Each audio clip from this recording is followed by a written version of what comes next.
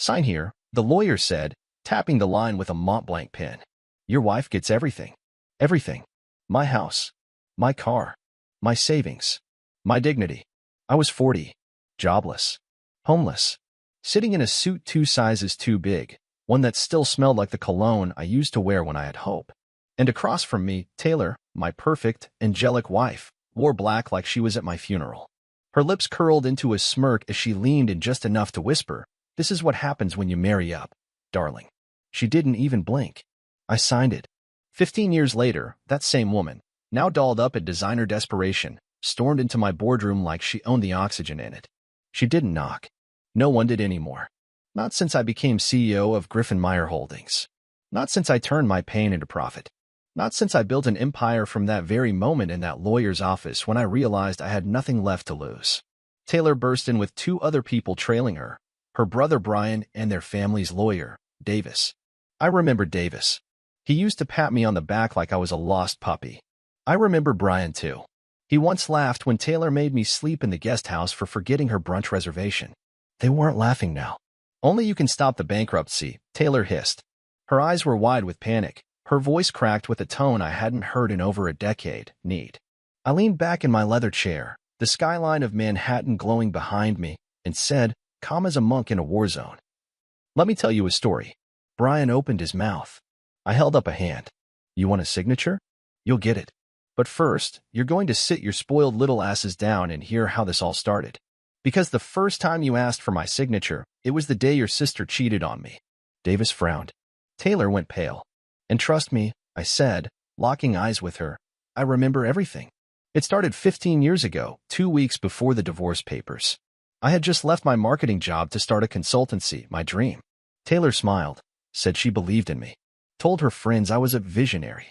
But at night, she'd come home late, her hair perfectly tousled, lips slightly smudged. She always had some story, a networking event, a girls' dinner, her Pilates class running late. The first crack? Her phone. She used to leave it everywhere: kitchen counter, bathroom sink. Suddenly it was glued to her hand. Even in bed. One night, she went to shower. I don't know what came over me. Maybe instinct. Maybe stupidity. But I took her phone. Face ID didn't work. Password was changed. So I used our dog's name. Then her sister's birthday. Then mine. Nope. Then I saw it, her recent text to T. At first, I thought it was a friend. Until I saw the message preview. "Your body still tastes like last night." I sat on the bed, numb. I remember the way the silk sheets felt under my palm. Cold. Fake. Just like her. The shower stopped. I heard her humming. I should have left then. Should have packed my things, walked out, vanished. But I didn't. Because I was still in love with her. And I needed to know everything. That night, I told her I had a migraine and slept in the guest room. While she was asleep, I did what any broken man would do. I read every message. Every single one. They'd been meeting for months. Hotels, office closets, even our house when I was at meetings. He called her Mrs. Power. She called him King. Their messages weren't just vulgar. They were cruel.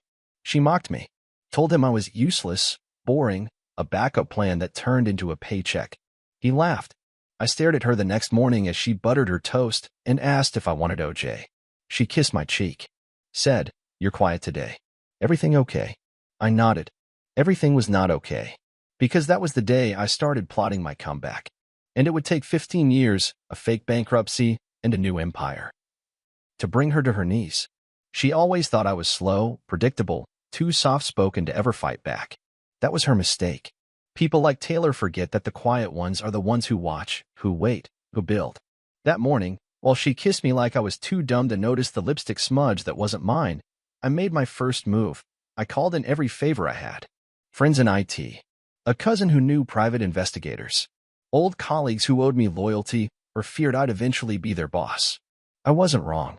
Within days, I had everything. Photos. Voicemails. Transaction logs. A receipt for a diamond bracelet she claimed she wanted at a charity auction, which was actually bought by her little side project, Travis Marks. Financial advisor, part-time bodybuilder, and the man dumb enough to use his own Amex to pay for a room at the Langham under the name Mr. and Mrs. Marks. The last name should have made me laugh, but I wasn't there yet. I compiled it all into a folder. Labeled it Proof Taylor is Trash. I didn't know what to do with it yet, but I held onto it like a loaded gun. The breaking point came one evening during dinner with her family. We were sitting at her parents' absurd marble dining table. Her father was bragging about how Taylor would be inheriting the family's real estate assets, how she was the future of the company. I smiled through my steak, watching her play the perfect daughter, the poised wife. Under the table, my hand was in a fist. Her brother Brian raised a glass and said, "To Taylor and her amazing husband, who's lucky to be part of this family." Taylor laughed. Then she added, "Well, maybe not for long." They all laughed. Everyone but me. Later that night, in the car, I asked her what she meant by that joke. She rolled her eyes. "It's called humor, Liam. You should try it sometime." God, you're so sensitive. That night, I slept in the guest room again and made one more call to a guy named Michael Griggs, a college friend who had since made a name for himself buying up distressed companies and flipping them into gold. We had joked once about creating a shell company for fun. That night, it stopped being a joke. I told him my idea. Help me create a new company, one I could hide behind. I wanted to pour everything into it. Not just money. Me. My skills. My obsession. I didn't care if it took a decade. I just needed one shot to build something bigger than anything Taylor's family ever touched. Michael laughed. "Man, you sound like you just got betrayed by the Roman Empire." I said, "Close. Try Taylor Jennings." He said he was in. For the next year, I pretended to fall apart. I let Taylor see me broken, drinking, making bad investments. I even faked a panic attack in front of her just to make sure she believed I was slipping. She bought it. Eventually, she told me we should go on a break, just until I got my act together. I nodded. A month later, the divorce papers came. The terms? Brutal. She took everything. Said it was to protect me from myself. Her lawyer even had the nerve to tell me, "This is for your own good." She's being generous. And like an idiot, I signed. Only I wasn't an idiot. Because while she was redecorating our penthouse with her lover and throwing parties in my name, I was working 18-hour days in a basement in Jersey, building a tech startup that would eventually get bought out for 8 figures. But I didn't cash in. Not yet. Instead, I reinvested. Acquired 2 of her family's old competitors. Quietly took a seat on a board that once laughed at me. And I waited. Until today, where she stood in front of me, desperate and cornered, needing the one man she thought she destroyed. Her brother cleared his throat. "Liam, we made a mistake. The trust is still in your name. Without your signature, we can't access the funds. We'll lose everything." I could feel the weight of that moment pressing against my chest like a storm finally arriving. For 15 years, I had replayed that day. The pin. Her smirk. The silence that followed. Now, they were the ones silent. And I wasn't going to let them off easy. So I said, "You want my signature? Fine. But you'll sit down. All of you. You're going to hear everything first. How it started. How I watched your golden girl turn into something foul. How I built an empire just to see this moment." Taylor scoffed. "You're so dramatic. Just sign the damn paper." I stood up slowly, walked around the table, and whispered in her ear, "You remember what your little boyfriend used to call you? Mrs. Power." Her breath caught. "Funny thing," I said. "He applied for a job at my company last week. I had security walk him out." Her face fell. And now it was just beginning. Taylor froze. Her pupils tightened like pinholes, mouth twitching as she tried to hide the panic crawling up her neck. I could smell the tension on her skin. Expensive perfume can't mask fear. Brian leaned forward, clueless. "What the hell are you talking about?" I didn't look at him. My eyes were locked on hers. "Travis Marks," I said slowly. Went by T in her phone. Drove a black Tesla. License plate had her birthday on it. Real romantic. You know what else is romantic? Watching a man's face collapse when he finds out the woman he sold his soul for was just passing time. "Liam," she hissed. "This isn't the time." I laughed. Not a chuckle. A real laugh, raw, unfiltered, almost joyful. "Taylor, this is exactly the time. You think this is a boardroom negotiation? No. This is confession." I turned to Brian. "She told me you were a screw-up. That your father only kept you around because you had his last name. She used to tell Travis that your ideas were brain fog with a tie." Her words, not mine. Brian's face turned purple. Taylor spun toward him. "Don't listen to this psycho. He's just bitter. You know how long he's waited for this." 15 years, I said. 15 long, deliberate, beautiful years. Brian stood up. "Is this true?" Taylor didn't answer. That silence was the loudest scream in the room. I sat back down. Now, about the signature. Davis adjusted his tie. Liam, please. The company's drowning. Hundreds of employees, investors. This is bigger than a personal issue. If you just... Don't, I snapped. Don't you dare appeal to my sense of decency. None of you gave a damn when you handed me those divorce papers and told me she was doing me a favor. Taylor crossed her arms, trying to look composed. You're pathetic. You're still holding on to ancient history like it means something. I stared at her. You're right. It does mean something. It means I remember exactly who you were when the lights are off and the mask slips. She narrowed her eyes. What do you want? You want me to grovel? Apologize? Say I regret it? I leaned in. No. I want you to admit it wasn't worth it. That caught her off guard. What? You heard me. Admit it. Look me in the eye and say giving me up for a muscular moron and some extra validation was worth 15 years of building a fake empire. Her lips parted, then closed, then opened again, but no sound came. I stood and turned to the window, the city blinking beneath us. I used to think love was sacrifice. That if I just gave enough, worked hard enough, stayed patient, it would all be okay. But what I learned is this. Some people don't want love. They want leverage. And when you give them everything, they use it to climb above you, just long enough to kick you back down. Silence. Then Taylor muttered, You're still the same wounded little boy I left behind. I turned slowly. No. That man died the night I found your texts. The man standing here now built something you never will. Loyalty. Power. Legacy. You chased shiny things. I built a diamond mine. Brian was sweating now. Davis looked like he wanted to be anywhere else. I walked over to the table, picked up the papers. Tell me something, I asked her. When you took everything from me, did you sleep well that night? She hesitated. Did you at least feel powerful?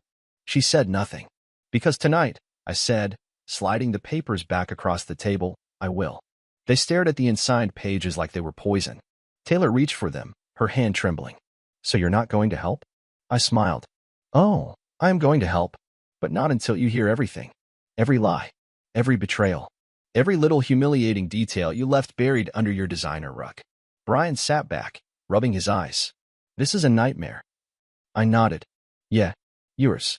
Mine ended the day I decided to turn pain into purpose. Taylor whispered, You won't get away with this. And I whispered back, I already did. She stood there, lips pressed into a line, so tight it looked like blood might break through. That sharp little jaw she used to tilt at me in victory now looked like it was barely holding her rage together. Brian finally said what no one else had the spine to. So what do you want from us? I turned my back to them and poured myself a glass of water from the crystal decanter on the bar behind my desk. I didn't answer right away. I wanted them to sweat. I wanted every second to burn the way I burned for months, confused, betrayed, humiliated. I took a sip. Cold.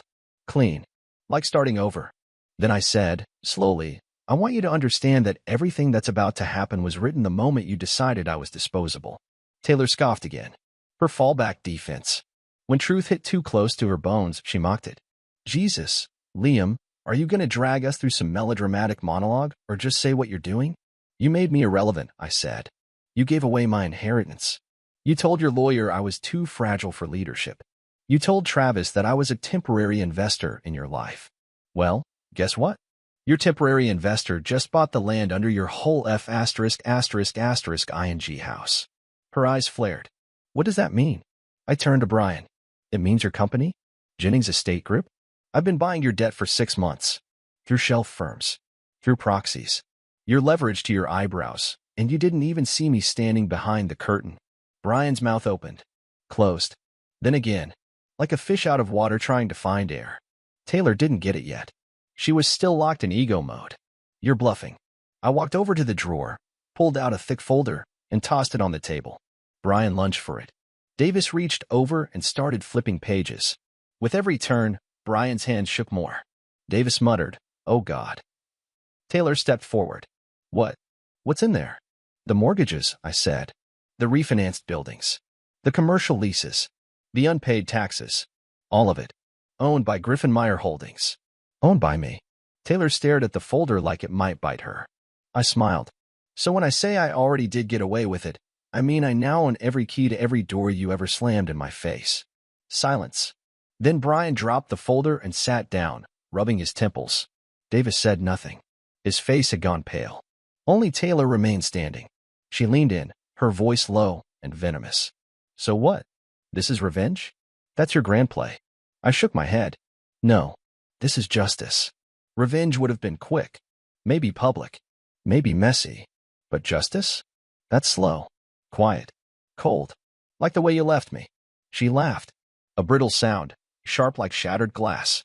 You think you're impressive? You're still pathetic. Look at you. Still obsessed. Still needing to be the victim. I stepped closer.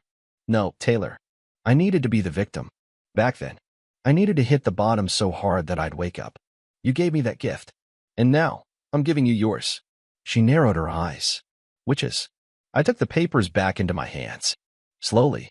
Deliberately. Mercy. And I ripped them in half. Taylor gasped like I just shot someone. Brian stood up so fast his chair clattered to the floor. Are you out of your mind? That's our last legal leverage. We need your name on those papers. I looked him dead in the eyes. You needed me 15 years ago. You just didn't know it. You chose her. You all did. And now, you live with it. Taylor stormed toward me, face twisted in rage. You're doing this because you're still in love with me. That's what this is. You still want me. I couldn't help it. I burst out laughing. And when I finally caught my breath, I said the one thing that turned her mouth into stone. Taylor, I haven't thought about loving you once in 15 years. I've only thought about making sure you'd one day stand in front of me exactly like this. She said nothing, just stood there, furious, powerless, and completely irrelevant. Her face collapsed in slow motion. You could see it in her eyes, the first real crack. Not the performative frustration, not the fake tears she pulled out when things didn't go her way, but real fear. She wasn't used to not being in control. She wasn't built for it.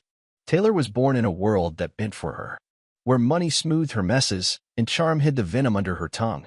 But standing here, stripped of power, surrounded by the ashes of her carefully built illusion, she looked small. She took a shaky step back. So what now? You destroy everything? Watch us burn. I tilted my head. No, that's too easy. Brian looked up, jaw tight. Then what the hell do you want? I walked back behind my desk, opened the bottom drawer, and pulled out a second folder, this one slimmer, cleaner. I want you both to feel what I felt. But more than that, I want you to need me and hate it.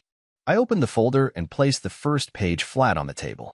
It was a proposal, a buyout offer, for pennies on the dollar. Taylor scanned it. Her lips parted as she read the number. You're offering that, she said, voice tight. It's not an offer, I said. It's a rescue.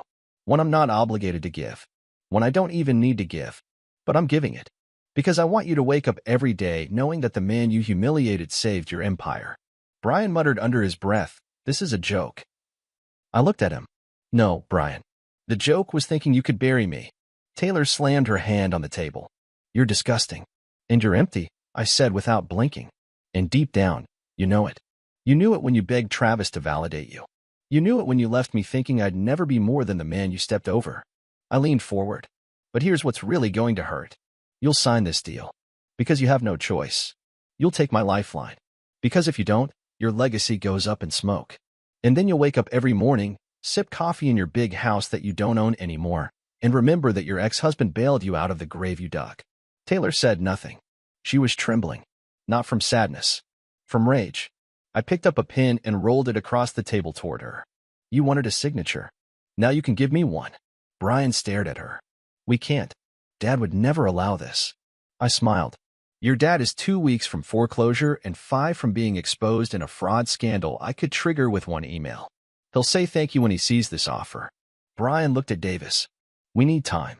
Davis looked like he'd aged 10 years and 30 minutes. You don't have time. Taylor's jaw clenched. She picked up the pen. Paused. Then she looked at me. I hate you. I nodded slowly. Good. Hate gives you something to hold on to when pride is gone. She signed. So did Brian. When they were done, I neatly placed the papers in a folder, locked it in my desk drawer, and stood. You can leave now. Taylor didn't move. So I stared her down. You wanted to see what a man with nothing to lose would become. Now you have. Look at me. Really look. She did. And for the first time, there was no smirk, no snide comment, no dismissal in her eyes. Only silence. They walked out. No handshake. No thank you. No last word. Just the door closing behind them. And I stood there alone, finally, not broken. Just free. The silence after they left wasn't the kind that felt empty. It was the kind that hummed with closure. I stood there for a while, one hand resting on the cool surface of my desk, the other still touching the drawer that now held the signed deal, the one that put me in full control of everything they once used to define themselves. For a brief second, I remembered the night I slept in my car outside the city, just a week after signing my life away during the divorce. I had $46 in my account, a single bag of clothes, no apartment, no family to turn to, just the sharp sting of humiliation and the sound of my phone buzzing with her messages, none of which I opened. I remember watching the city lights flicker on as the sun set behind the skyline and swearing to myself, "You're not going to die like this. You're not going to let her write your ending." 15 years later, I had rewritten it entirely. I sat down again, slowly this time, and opened my laptop. A message from the HR department blinked at the top of the screen. Subject, Travis Marks, application update. I opened it, rereading the polite rejection letter they'd sent him on my behalf. After thorough consideration, we've decided to pursue other candidates. Thank you for your interest in Griffin Meyer Holdings. Simple. Cold. Perfect. I added a single postscript below it. P.S. She called you king. You acted like a pawn. I hit send. Then, for the first time in years, I took a breath I didn't realize I'd been holding. That night, I didn't go home to an empty apartment. I didn't go home to a bitter memory. I went home to a place I'd built, not just with money, but with grit. With nights spent learning instead of drinking. With mornings of silence instead of shouting matches. A home where peace lived, not performance. I poured a glass of bourbon and sat on the balcony, watching the city stretch beneath me. It was beautiful from this height. I thought about love. Real love. Not the kind Taylor performed in front of her friends, but the kind that grows from scars, from trust, from truth. I hadn't found it yet, but for the first time, I was ready. I thought about the next morning. The phone calls I'd get from their father, the press releases they'd scramble to write, the rumors that would float around the industry. I'd hear it all, but none of it mattered. What mattered was the silence that followed their footsteps out of my office. The click of the door as it shut them out. The weight that finally lifted. I didn't need revenge. I had power. I didn't need an apology. I had proof. And I didn't need her love. Because I had mine. My own. Earned. Forged in fire. Polished in silence. And no one was ever going to take that from me again. The next morning started with light rain. One of those slow, steady drizzles that feels like the world hitting reset. The city looked softer through the window of my penthouse. Less harsh. Less crowded. I stood there with my coffee, watching streaks run down the glass, and for the first time in over a decade, my reflection didn't look like a man surviving. It looked like a man living. My phone buzzed. It was a message from Davis, the lawyer. Board emergency meeting today at 11. They're asking if you'll attend. I stared at it, let the screen dim, and set it down. No reply. Not because I was being cold, but because they weren't my priority anymore. I already knew what the meeting was about. Their father would be panicking. Investors would be threatening lawsuits. Banks calling in favors. They'd try to contain the fallout, act like they had a plan. But there was no plan without me. And I wasn't stepping in to fix anything else for them. Let them feel the discomfort I carried alone for so many years. A few hours later, I went down to my driver, Marcus, and told him to take the long way to the office. I wanted to see the streets again, to feel them. The neighborhoods where I once handed out resumes. The coffee shop where I used to sit for hours just to stay warm. The park bench I'd slept on for a week, wrapped in a worn hoodie with my name embroidered on it, one of the last things I owned. When I arrived at the building, people stood straighter. They always did now. I walked through the lobby, nodded to security, stepped into the elevator alone. On the 42nd floor, my assistant Jordan met me at the door. You've had 7 calls from Jennings Estate. 2 from Davis. 1 from Taylor. Voicemails. I asked. He nodded. Want me to summarize? No, I said. Delete them. He hesitated. Even the one from Taylor? Especially that one. I stepped into my office and closed the door. The quiet hit different now, not like loneliness, but like command. I sat, opened my laptop, and reviewed the buyout contracts again. Clean. Ironclad. Irreversible. They couldn't undo this even if they sold the family name to the highest bidder. The only thing holding them up now was the grace I had chosen to give. The same grace they never showed me. My desk phone rang. I answered this one. It was Michael Griggs, the man who helped me build the first company, the one who gave me a basement and a shot when I had nothing. You hear the news? He asked. What part? They're done. The press just dropped the leak. The Jennings family is insolvent, and they've officially transferred controlling interest to Griffin Meyer. I said nothing. Michael chuckled. You did it, man. They called you crazy. A dreamer. A charity case. And now? You own their legacy. I didn't want their legacy, I said. I just wanted mine back. He paused. What now? I looked out the window. The skyline was clearing. The clouds pulling apart. Sunlight pushing through. Now, I said, I build something that matters. Not out of pain. Not for revenge. But for purpose. And maybe someday, love would return to my life, not desperate, not manipulative, not a trophy parading around in lipstick and lies. But something quieter. Realer. Something that didn't need an audience. My story didn't end with a ruined man clawing his way out of a grave someone else dug. It ended with a man walking out of that grave, brushing off the dirt, and paving a road for others who thought they'd never rise again. I didn't need applause. I didn't need closure. I just needed this silence. And in it, finally, I found peace. 2 days later, I got one final letter. Hand-delivered. No envelope. No legal seal. Just my name, in her handwriting, folded carefully and left with my receptionist. Taylor's last word. I stared at it for a while. I knew what it would say. The apologies dressed in manipulation. The self-pity disguised as reflection. The subtle suggestions that maybe, there was still something between us. I tore it in half without reading it. Because some endings don't deserve to be rewritten. Some people don't get the privilege of closure when they denied you yours. I'd spent 15 years carrying that weight. Now it was hers. I walked down the hall of my company, and past people who nodded, smiled, respected me. Not because of my suit or my title, but because of what I'd built. Because I'd crawled through fire, and instead of burning, I forged steel. I stepped into the elevator and looked at my reflection in the mirrored walls. Same eyes, same bones, but not the same man. The man who had once begged for love that treated him like a burden was gone. The man who signed his own freedom away because he still hoped for a flicker of decency buried. What remained was a man who had learned the hardest truth. That sometimes, your greatest betrayal is your greatest rebirth. The elevator doors opened to the lobby. As I stepped out, I saw a couple walking in, young, hand in hand, glowing with that fragile kind of hope I once had. I didn't resent it.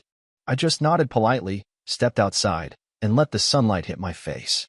For the first time in a long time, it didn't feel like the world was watching me rebuild. It felt like it was simply mine again. No revenge. No drama. No audience. Just peace.